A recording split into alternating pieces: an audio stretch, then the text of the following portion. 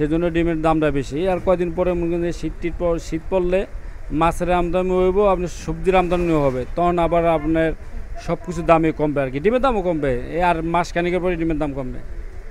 সরকার নির্ধারিত দামের ধারে কাছেও নেই ডিমের বাজার।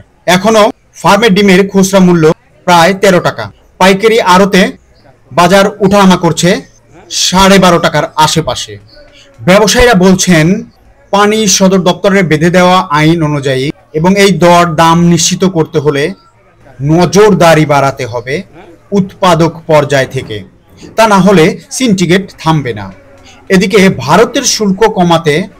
ভারতের পেঁয়াজের শুল্ক দাম কমাতে এখনো পড়েনি প্রভাব পেঁয়াজের বাজারে।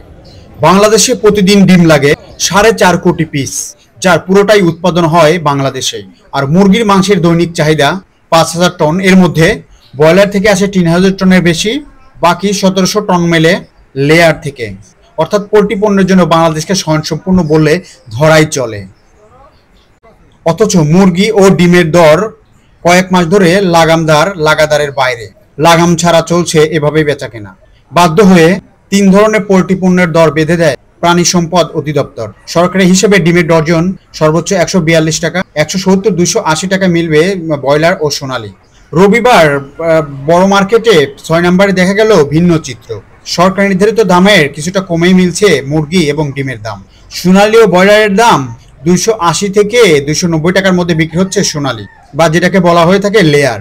তবে ভুক্তভোগীরা বলছেন যে মহল্লার ভিতরে কিছু দোকানে অলরেডি এরকম ভাবে বাজার দর ওঠানামা করে প্রায় সবসময়।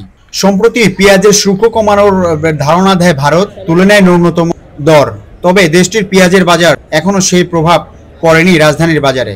রাজধানীতে ভারতের পেঁয়াজ প্রতি কেজিতে মিলছে 95 থেকে 100 টাকা। দেশি পেঁয়াজ কিনতে অন্তত 108 টাকা লাগবে দেশি পেঁয়াজের জন্য। স্থলবন্দর দিয়ে ভারতের পেঁয়াজ আমদানির আগে এখনো এলসির মূল্য সমন্বয়ে ব্যস্ত আমদানিকারকরা। তবে সাধারণ মানুষ বলছে তাদের অপেক্ষায় আমরা না থেকে দেশি পণ্য ব্যবহার করাই উত্তম। তারা একসময় দাম বাড়াবে, এনডিএ একসময় দাম কমাবে, তাদের আশায় থেকে আমাদের কোনো লাভ হবে।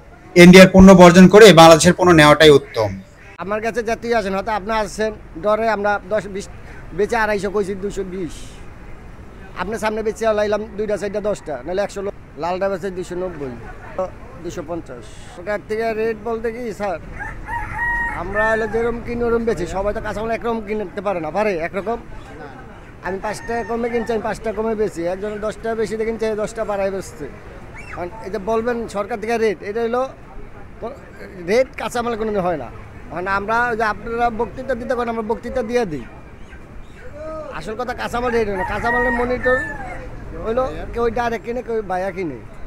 এটা আমি ডাইরেক্ট কিনি। আমি যদি সোনালি, এই যে অরিজিনাল সোনালি, এটার তো 3 পথ আছে, একটা গ্যালাক্সি, একটা হাইব্রিড কালার বাট, ওইটা তো 220 টাকা বেতন যায়।